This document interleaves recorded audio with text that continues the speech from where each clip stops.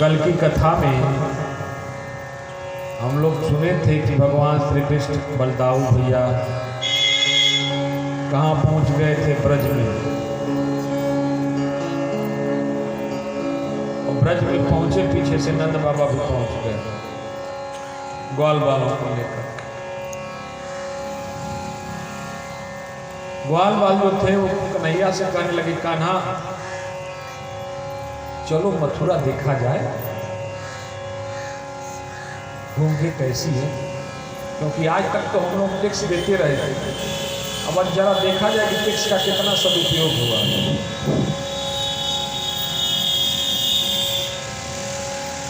कृष्ण जी दाऊ भैया अपने मित्र मंडली को लेकर के मथुरा देखने निकले।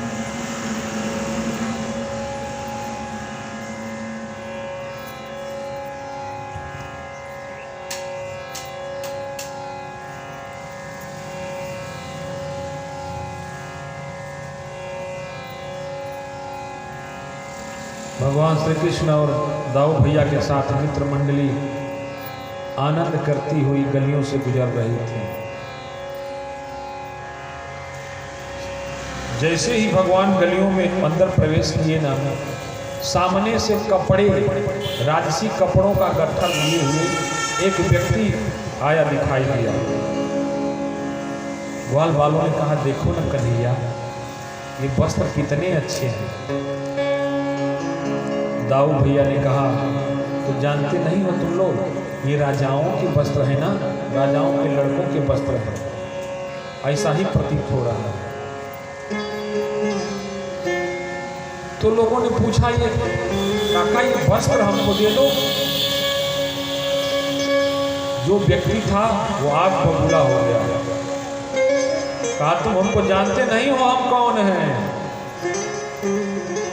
कृष्ण भगवान तो मुस्कुरा ही रहे। दाऊ भैया पूछे, कौन है। कहा, राजा कंस के धोबी हैं। ग्वाल वालों ने कहा, इनको नहीं जानते हो, कौन है। राजा कंस के बहने हैं।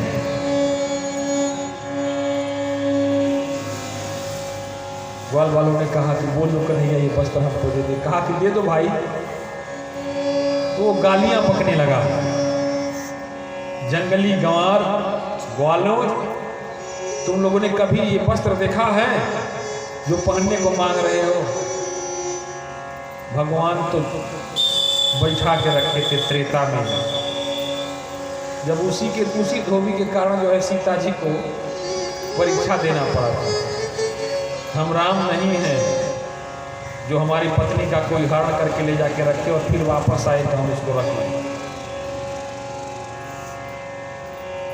उसी के कारण अग्नि परीक्षा समाज के सामने दिलवाना पड़ा। श्री कृष्ण भगवान ने कहा, बस यहां से शुरू करना पड़ेगा, अब हम राम बन के नहीं आए हैं। बहुत मर्यादा का पालन कर लिए थे त्रेता में। भगवान ने उछल के एक लात उसकी छाती पर मारा और वहीं रक्त बमन करते हुए खून की उल्टी हुई और उसके प्राण पथरी उड़ गए। गोविंदाय नमो नमः। अब जो कपड़ों का गट्ठर था, वो कृष्ण भगवान ने कहा, अब ले लो, देखो जिसकी पसंद का जो है वो पहन लो।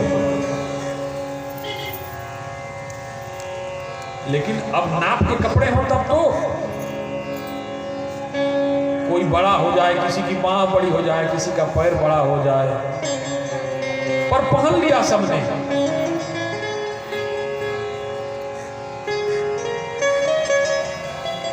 पहन तो लिया। दाऊ भैया ने कहा, कन्हैया ये क्या हंसी का पात्र बना रहे हो। कहा, नहीं, इनकी इच्छा थी पहनने की तो पहन ले। तो कहा, तो पहले दर्जी को खोजा जाए, कपड़ा दुरुस्त हो। सबने कपड़े का गट्ठर उठाया और मथुरा में एक दर्जी के पास गया जो भगवान श्री कृष्ण का भक्त था। इनके विषय में पहले से ही बहुत सारी इनकी लीलाओं की जानकारी उसको हो चुकी थी। कन्हैया ने इसको मार दिया, कन्हैया ने गोवर्धन उठा दिया, कन्हैया ने इस असुर को मारा। वो तो मानो हाथ जोड़ के खड़ा ही रहा। काका, कृष्ण भगवान ने कहा काका, अरे हाथ जोड़ने से बात नहीं बनेगी, हाथ खोलो और इन कपड़ों को हमारे मित्रों के नाप पे करो। फिर दर्जी ने उनके सारे मित्रों के नाप के जो कपड़े थे वो बनाए। अब तो राजसी कपड़ा मिल गया माई बाप, सभी ठाठ से पहन के गलियों में गुजरने लगे। गलियों से गुजरते हुए आगे बढ़ ही रहे थे, मथुरा में एक माली मिल गया। उसने भगवान श्री कृष्ण को पहचान लिया। फूलों का गट्ठर छोड़ के भागा भागा आया और भगवान के चरणों को पकड़ के लौट गया।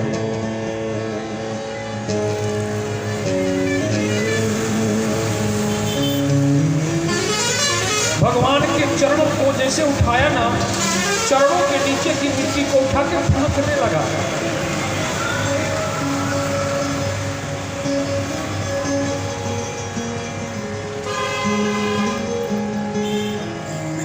दाऊ भैया ने पूछा कन्हैया ये क्या कर रहे हैं, ये क्या कर रहा है?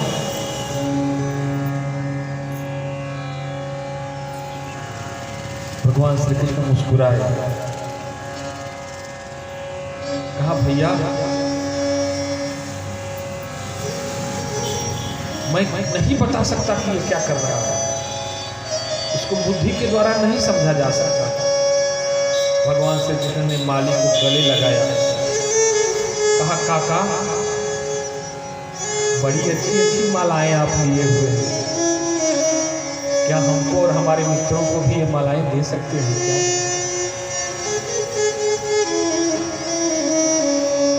प्रसन्नता से नाचने लगा।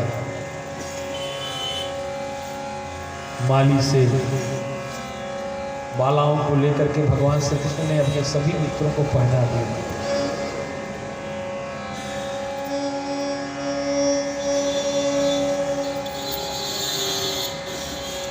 अवसर भी था,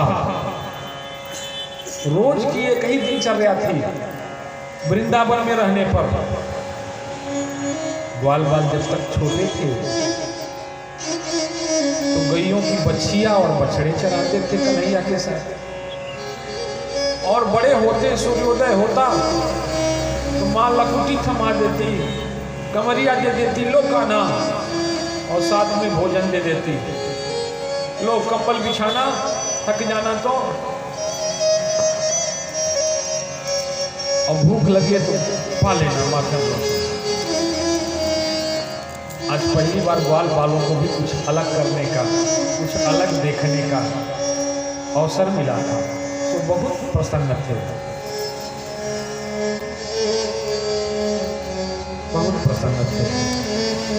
भगवान श्री कृष्ण मित्र मंडली के साथ मथुरा की गलियों से गुजरते जा रहे थे।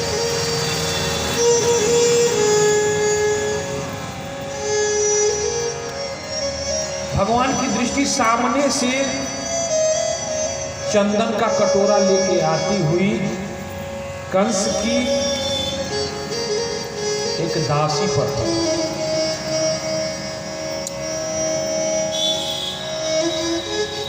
जो शरीर से थोड़ी विकृत थी, उसके पीठ पर कुंबड़ था,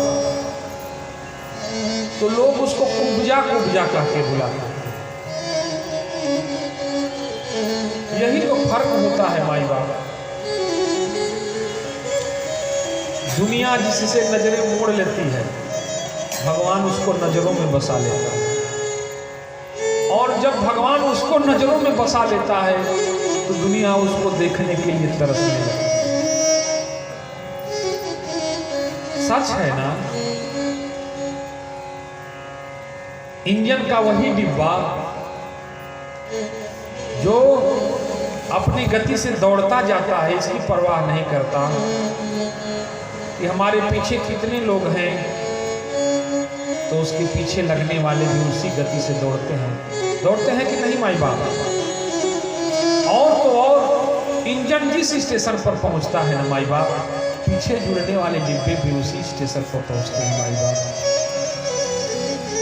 सच मानिए, यकीन मानिए माई बाप, इंजन में बैठने वाला ड्राइवर जिस स्टेशन पर पहुंचता है, इंजन के पीछे जुड़ने वाले डिब्बे में बैठा व्यक्ति जिस स्टेशन पर पहुंचता है, सबसे आखिरी डिब्बे में बैठने वाला व्यक्ति भी उसी स्टेशन पर पहुंचता है। यात्रियों में फर्क है, कुछ सुविधा संपन्न है, कुछ साधन संपन्न है, कुछ गरीब लोग हैं। जो अमीर लोग हैं, साधन संपन्न है, सुविधा संपन्न है, वो एसी फर्स्ट क्लास का सफर करते हैं। उनसे जो थोड़े साधनहीन है, वो सेकेंड क्लास का। साधनों की थोड़ी और कमी जिनके पास होती, वो थर्ड क्लास का। जिनके पास एकदम अभाव होता, वो कैटेगरी क्लास, वो जनरल में सफर। लेकिन सृष्टि का विधान देखिए माई बाप, उसी का सिक्का चलता है, उसी की हुकूमत चलती है माई बाप। तुम यहाँ भेद कर सकते हो, उसके दरबार में भेद नहीं है माई बाप। आप एसी डिब्बा तो बना सकते हो, first class, second class, third class बना सकते हो, व्यक्ति का सामर्थ्य स्टैंडर्ड बना सकते हो अलग अलग। लेकिन फर्स्ट क्लास वाला डिब्बा भी जिस स्टेशन पर जाता है माई बाप, थर्ड क्लास वाला डिब्बा भी उसी स्टेशन पर जाता है।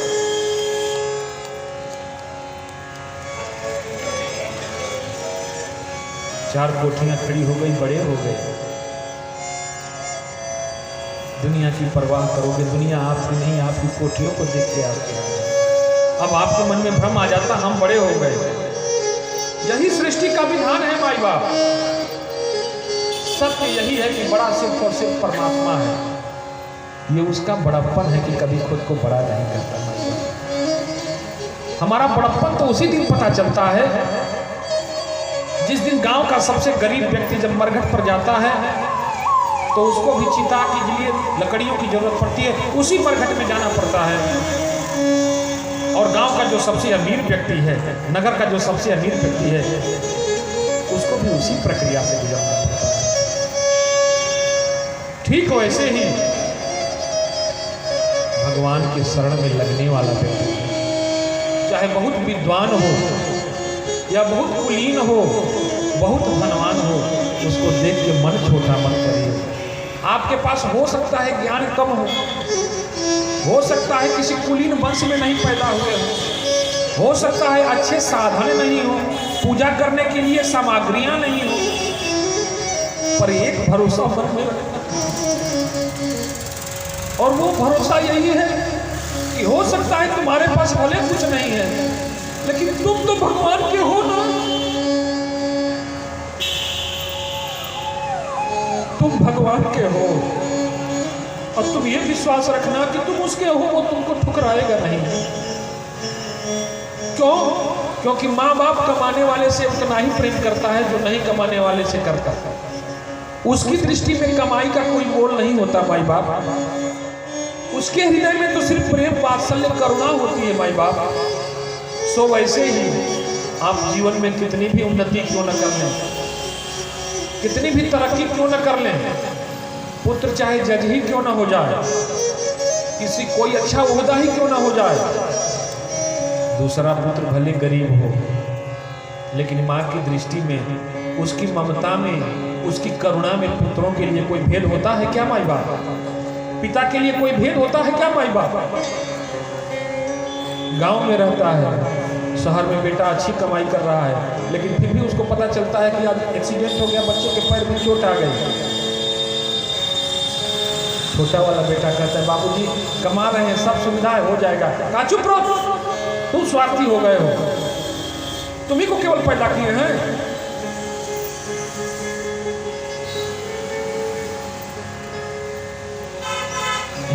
ये संबंधों का, कमाई का फर्क नहीं है माई बाप, ये पिता की करुणा वात्सल्यता का प्रेम फर्क है। वही पिता जब वहां होता है और बड़ा बेटा कहता है गांव में जाके क्या करोगे, वो दरिद्र आदमी है, कुछ कर नहीं सकता सेवा सत्कार। कहा बेटा गरीब है, दरिद्र है तो क्या हुआ, दरिद्र तो तुम्हारा बाप भी था। भाग्य भाग्य की बात है, तुमको पढ़ाए लिखाए, तुम नौकरी कर रहे हो, उससे भी कहे कि तुम नौकरी कर लो। वो कहा कि ना पिताजी, भैया तो नौकरी करने चले गए, हम चले गए तो आपकी सेवा कौन करेगा। माता पिता की करुणा में कोई फर्क नहीं होता माई बाप। ठीक वैसे ही भगवान की दृष्टि में कोई भेद नहीं है माई बाप। इसलिए अपने मन में ये भाव कभी ना आए हमारे पास ये होता तो हम कर लेते, वो होता तो कर लेते, हम बहुत अमीर होते तो कर लेते। तुम्हारी संपत्ति पड़ी पड़ी सड़ जाती है,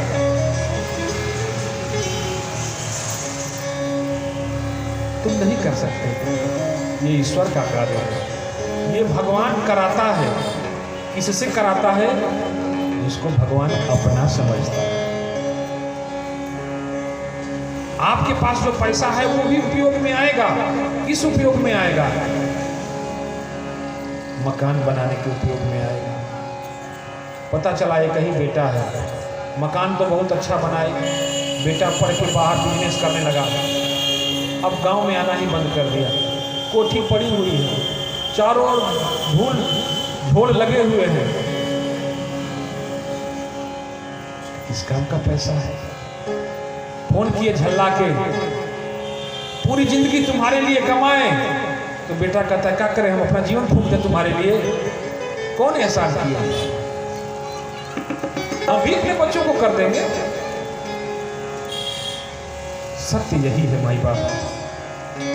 इसी शरीर से इसी क्षण में जो करना है करना है, अलग से कभी समय नहीं मिलेगा। मन पछताई है अवसर जीते। आज आपके शरीर में बल है, आप कर सकते हैं। मन में भाव है, किसी को दान दे सकते हैं। शरीर में बल है, किसी की सेवा कर सकते हैं।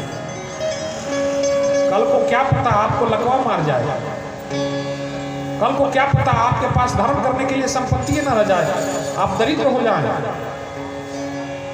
इसलिए जब अवसर मिले माई बाप, किसी से माफी मांगना हो तुरंत मांगो, किसी से झगड़ा करना हो तो दूर का मुहूर्त निकलवाओ, किसी को क्षमा करना हो तुरंत करो, किसी की सेवा करना हो तुरंत करो, तीर्थों में जाना हो तुरंत जाओ, साधु सेवा करना हो तुरंत करो। तुम कैसे निश्चिंत हो माई बाप? ये समय किसका हुआ है? अभी है, अगले पल रहेगा कि नहीं रहेगा इसकी कोई गारंटी नहीं है। इसलिए सचेत रहो। क्यों? क्योंकि सज धज कर जिस दिन मौत की सहजादी आएगी, ना सोना काम आएगा ना चांदी आएगी।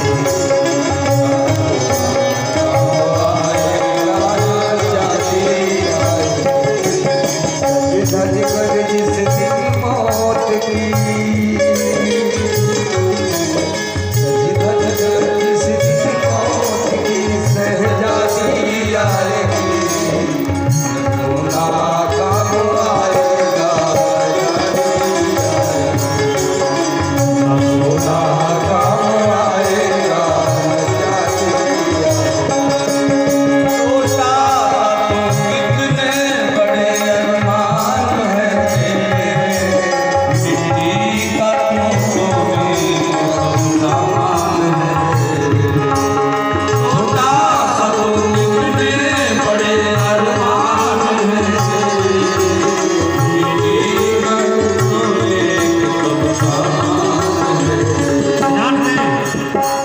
शरीर 3.5 हाथ का, रहने के लिए मकान 11 फीट ऊंचा होना चाहिए।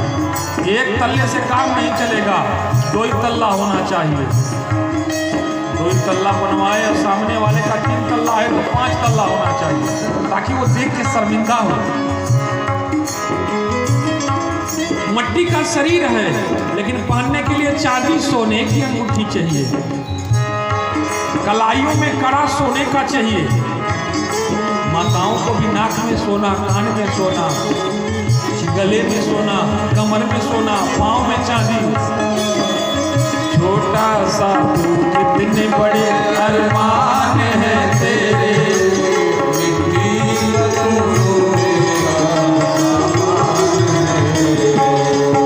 मिट्टी की काया मिट्टी की काया मिट्टी में जिस दिन समाएगी, न सोना काम आएगा, न चांदी आएगी, न सोना काम आएगा, न चांदी आएगी।